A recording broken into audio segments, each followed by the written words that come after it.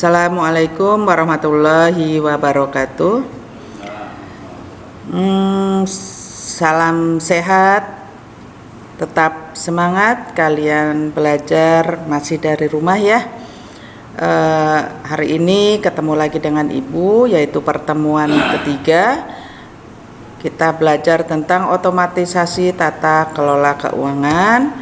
Kemudian yang akan kita bahas hari ini adalah penerimaan dan pengeluaran uang.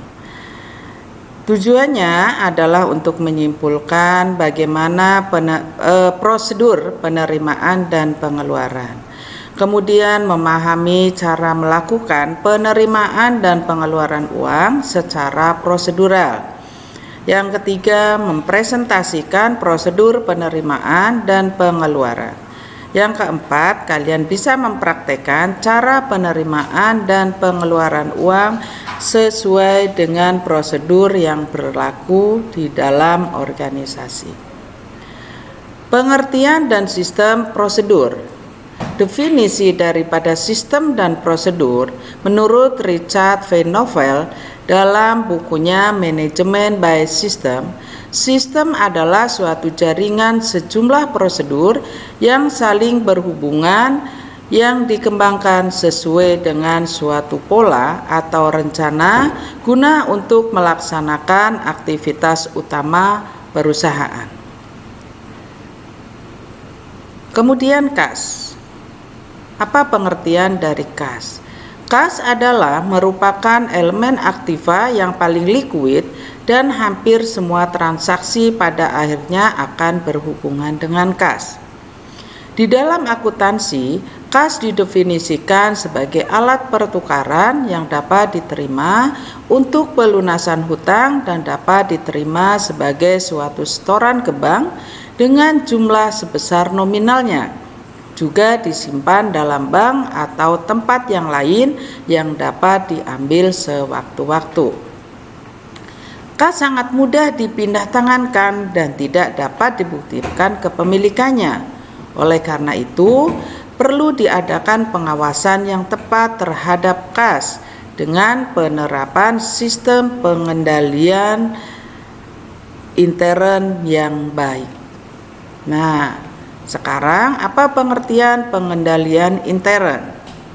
Menurut American Institute of Certificate Public Account, didefinisikan sebagai pengawasan intern, di mana pengawasan intern meliputi struktur organisasi, semua metode dan pengukuran yang terkoordinasi dalam suatu perusahaan untuk melindungi aktiva menjadi ketelitian dan kepercayaan data akuntansi, meningkatkan efisiensi dan mendorong dipatuhinya kebijakan manajemen.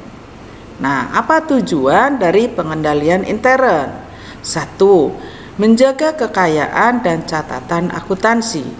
Yang kedua, memeriksa ketelitian dan kehandalan dalam akuntansi. Yang ketiga, mendorong efisiensi. Yang keempat, mendorong dipatuhinya kebijakan manajemen. Kemudian sistem akuntansi penerimaan kas. Sistem penerimaan kas dan penjualan tunai. 1. Penerimaan kas dalam bentuk tunai harus segera disetor ke bank dalam jumlah penuh dengan cara melibatkan pihak lain selain kasir untuk melakukan internal check. Yang kedua, penerimaan kas secara tunai dilakukan melalui transaksi secara kredit yang melibatkan bank penerbit kartu kredit dalam pencatatan transaksi penerimaan kas. Nah, bagaimana prosedur penerimaan kas dari penjualan tunai? Ya, di sini ada 3 macam. Yang pertama adalah prosedur penerimaan kas dari over the counter sales. Yang kedua, prosedur penerimaan kas dari cash on delivery sales yang sering disebut dengan COD sales. Kemudian yang ketiga adalah prosedur penerimaan kas dari credit card sales. Yang selanjutnya adalah sistem penerimaan kas dari penjualan tunai. Apa saja yang dilibatkan? Ya, ada beberapa fungsi yang terkait di dalam sistem penerimaan kas dari penjualan secara tunai. Nah, fungsi apa saja? Yaitu ada fungsi penjualan, fungsi kas, fungsi gudang, fungsi pengiriman barang, dan fungsi akuntansi. Nah, ada beberapa dokumen yang dibutuhkan atau yang digunakan.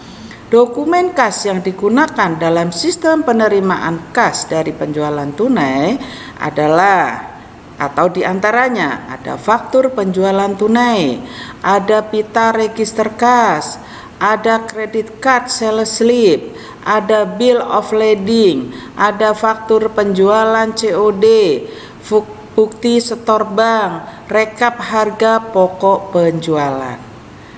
Nah, ada juga dokumentasi penerimaan kas, ada jurnal penjualan.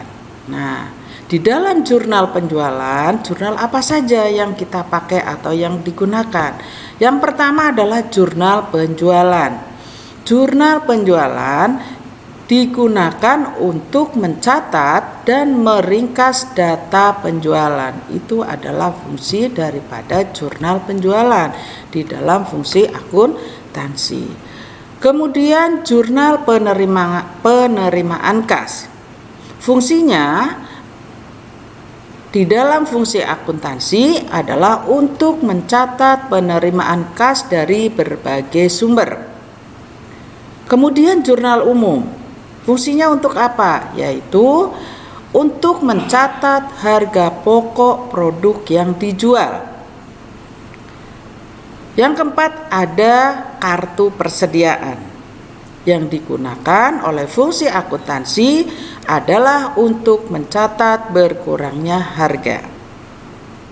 Yang terakhir, ada yang disebut dengan kartu gudang. Kartu gudang sebenarnya tidak digunakan di dalam fungsi akuntansi, hanya digunakan oleh fungsi gudang. Untuk apa? Yaitu digunakan untuk mencatat berkurangnya kuantitas atau jumlah produk yang dijual. Nah, di sini ada jaringan prosedur yang membentuk sistem penerimaan kas dari penjualan tunai. Apa saja prosedurnya? Yang pertama adalah prosedur order penjualan. Yang kedua adalah prosedur penerimaan kas. Yang ketiga, prosedur penyerahan barang. Keempat, prosedur pencatatan penjualan tunai. Yang kelima, prosedur penyetoran kas ke bank. Prosedur pencatatan penerimaan kas. Yang keenam adalah prosedur pencatatan harga pokok penjualan. Ya, itu pertemuan hari ini. Untuk tugasnya kalian boleh mengembangkan penjelasan-penjelasan yang pastinya belum secara detail. Kalian silahkan cari di internet untuk menjawab tugas yang akan Ibu berikan, ya. Dimana nanti di pertemuan berikutnya kita juga masih membahas tentang prosedur akuntansinya. Nanti pertemuan berikutnya kita akan membahas tentang sistem organisasi dan prosedur pencatatan. Nah, untuk tugasnya silahkan kalian nanti siapkan bukunya. Silahkan kalian cari bukti-bukti transaksi penjualan secara tunai, penjualan secara kredit, dan penerimaan tunai. Nah, masing-masing bukti transaksi silahkan kalian berikan penjelasan atau keterangan.